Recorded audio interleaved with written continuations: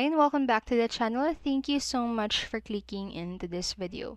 So in this video, I am going to teach you how to fix Payday 3 looking for match invite only issue. Make sure that you stay until the very end of this video so you won't miss an important step or information. And without further ado, let's get on it. So first, what you can do is to just recreate the lobby again. So, sometimes simply leaving the lobby and creating a new one can resolve issues.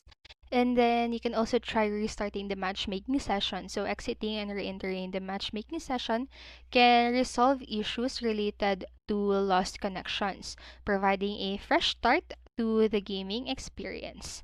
And the next, what you can do is to simply restart the game. So, a complete start of the game can rectify any lingering issues and offer a clean slate for players to re-engage with the game. And then you can check the Payday 3 server. So monitoring the status of Payday 3 service is crucial, as overload servers can be the primary cause of matchmaking errors. Keeping abreast of the server status ensures that players are informed of any ongoing issues and can adjust their gaming plans accordingly.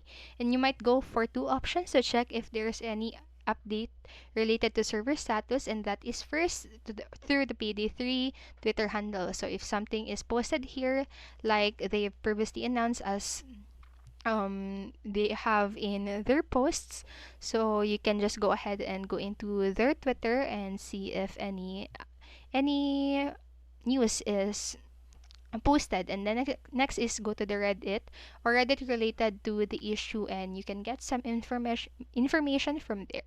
So that's it for this video, and I hope this helped you. And if it did, please make sure to like, subscribe, and hit that notification bell button so you won't miss a video. Thank you so much for watching and have a great day. Bye bye.